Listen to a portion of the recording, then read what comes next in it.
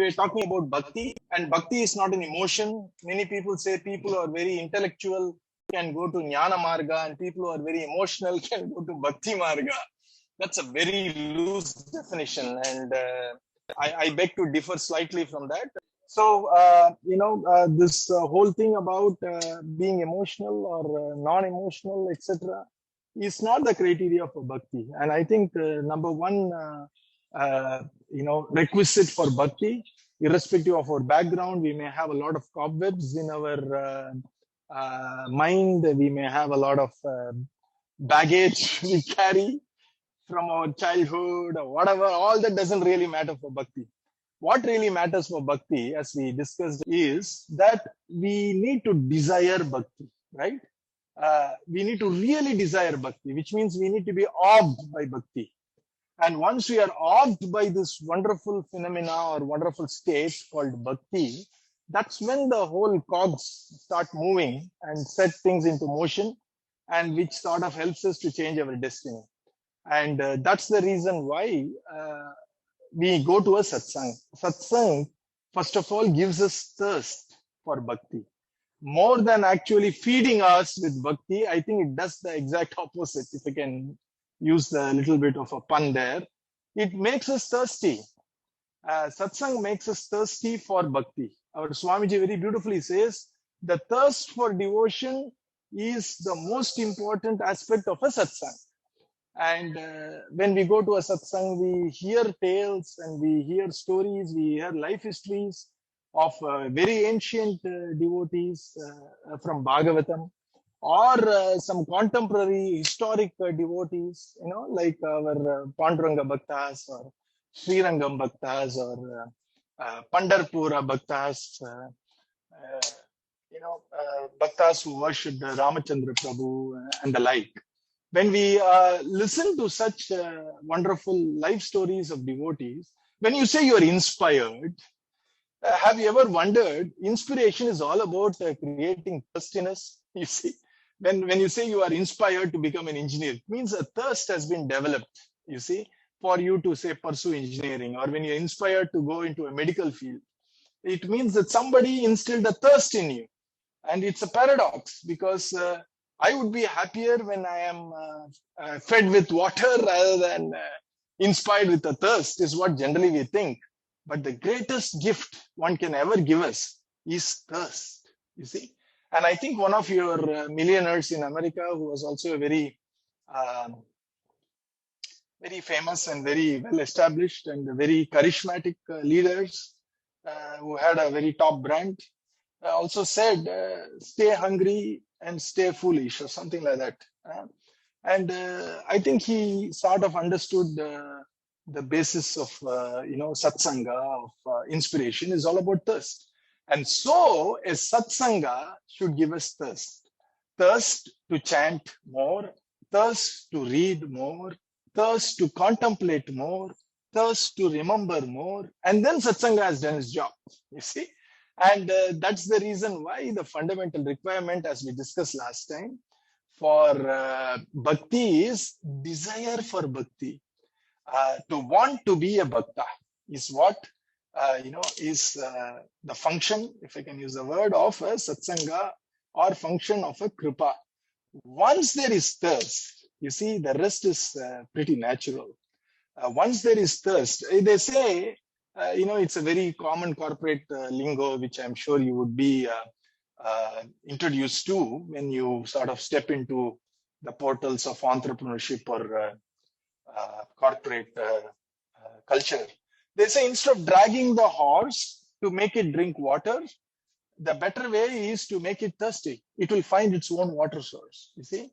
So the entire idea about trying to use punishment and reward system to get things done is a very necessary but an outdated way to motivate people to do the right thing.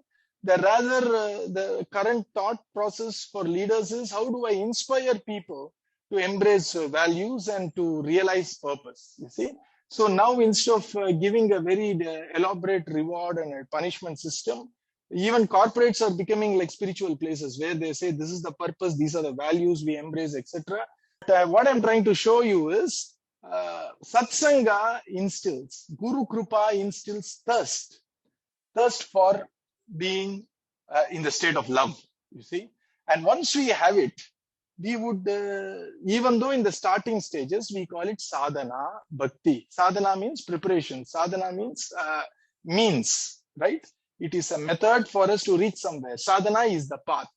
I am trying to travel to a destination. And sadhana bhakti becomes a sadhana bhakti only when the intent is to develop love towards Krishna in our heart. If the intent is not there, then it does not come inside this bracket of sadhana at all. Obviously, when you are walking in a path with an intent of reaching somewhere, only then you are called a traveler. Otherwise, you are called a wanderer. So here we are talking about traveling in a path, not wandering around.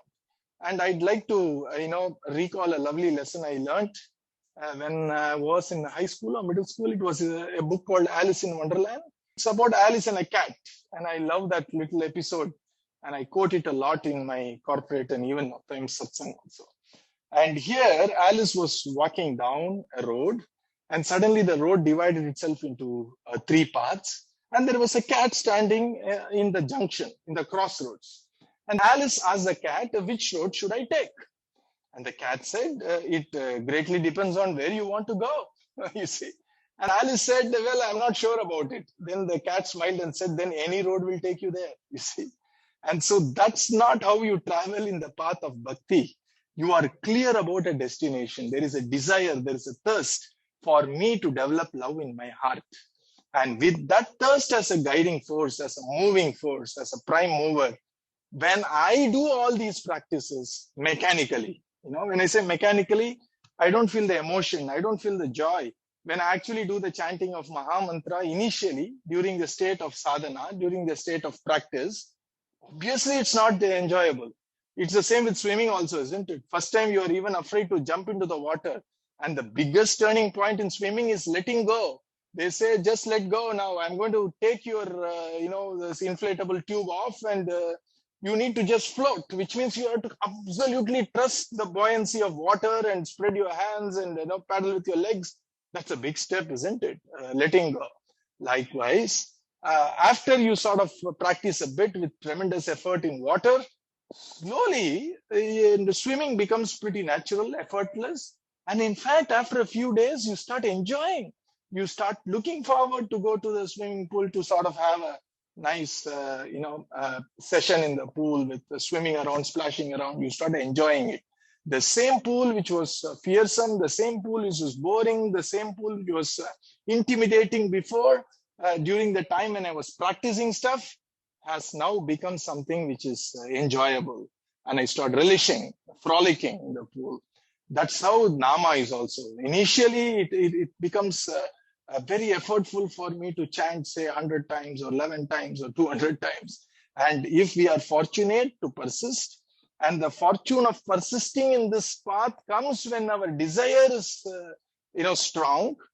And then over time, that once sadhana bhakti goes to the next level called bhava bhakti, then chanting becomes joyful. And I lose the sense of effort. Effort means time. I hope you all realized it. I'm not talking about physical effort. Whenever there is a mental effort, there is a time factor there. Have you ever thought about it? Because when we are just, chit-chatting about stuff which we like, we don't even realize, oh my God, 10 minutes pass by, 10 hours pass by, I don't even know it. It just flows by. And there is no effort there. When there is time in my mind, when I feel a little drag, etc., then what happens is, it means that there is effortful, there is resistance. And only then I call it as effort. If my desire and my vision and where I want to reach, the destination is very clear in my mind, I can actually tolerate or bear the efforts, even if it is looking effortful right now, because I have a promise of a destination if I persist in this path. And to put it in very simple terms, if you are clear about the why, we can carry the burden of the how, you see. And so if we are not clear about the why, the effort itself becomes very burdensome. I remember a story our Swamiji narrated. There was once a person who went Ramuji, to can you his... please repeat that?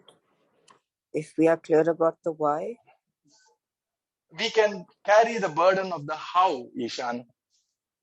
Okay, Ramuji, thank you. How do we get there, the efforts, etc. The moment we are clear about why we are doing stuff, while we are doing what we are doing, it doesn't become burdensome. Do you get it? Yes, Ramuji. Perfect.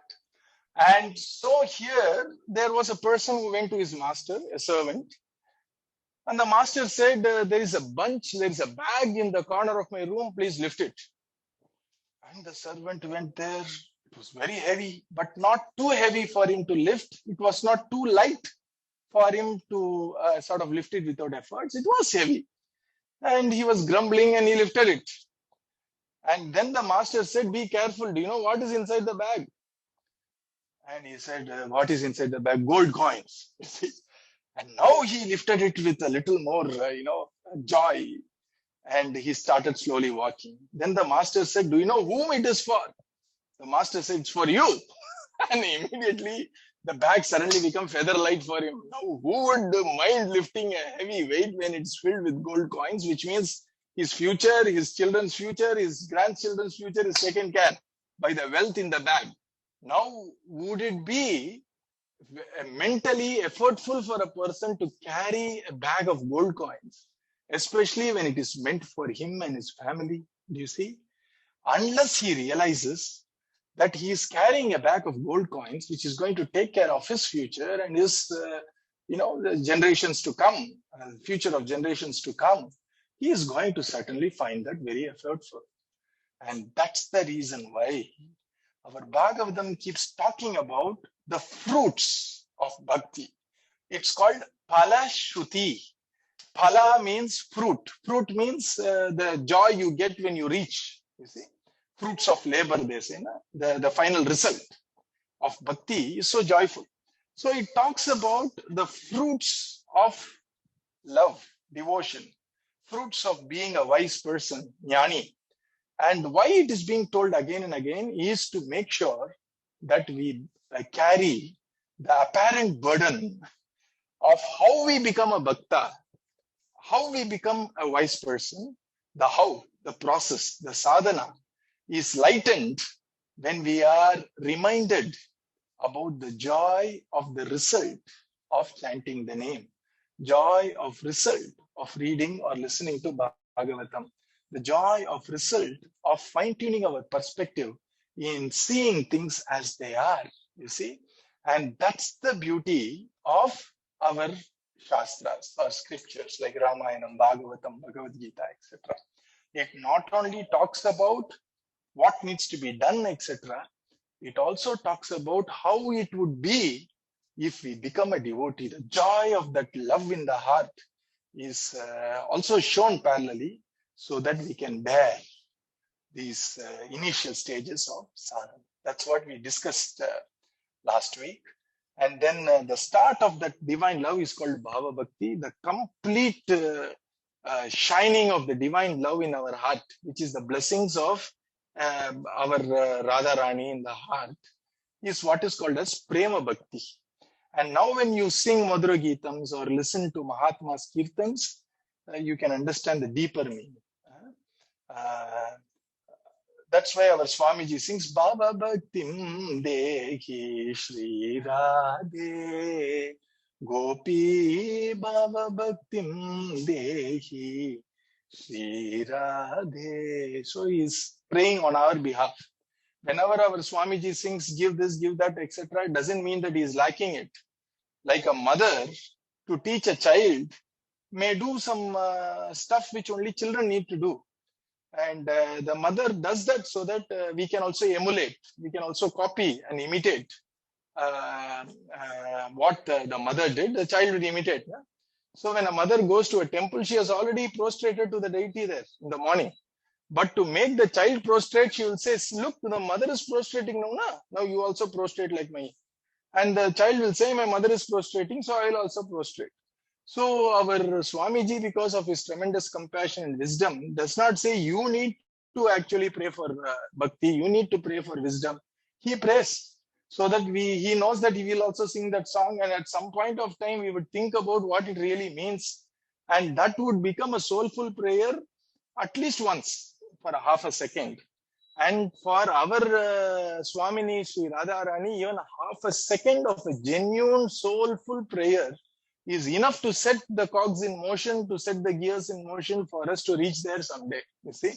And she knows how to maneuver through our karma, our past actions, our positives, our negatives, our circumstances, everything. She will know somehow to manage it. That is her way to do it. We don't have to worry about it. And that is the power of our Madhura Geetams, especially the prayer songs there. You see, and that's what is Bhakti all about. It is the special manifestation or a special appearance of our Radharani's Kripa in our heart. And Radharani is inseparable from Bhagavan Sri Krishna. And Bhakti is bestowed, and Bhakti is typically bestowed by a Mahatma who is already a Bhakta. And the example I give is the opposite example, especially in the current times. Nobody ever works hard to get a virus, isn't it? All they need to do is to sit next to a very generous person who is willing to spread what he has to the whole world.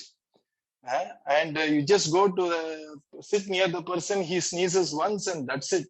Whether you want or not, in 3 days, you start sneezing.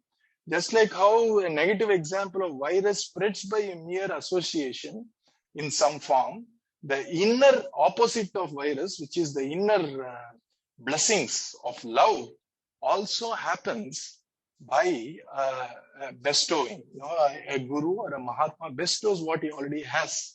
And his love is like a deep ocean. And he bestows a small little drop to us. That itself is enough for us, you see. And that's what is the satsang all about. Being associated with a great master. And indirectly through our own little Namadwaars, our own little Bhagavatam groups, etc. But the final association is with a Sat. Sat means Bhagavan. Sat means Guru. Sat means Bhagavatas. So that's the satsanga which bestows bhakti. And that's what we discussed last time.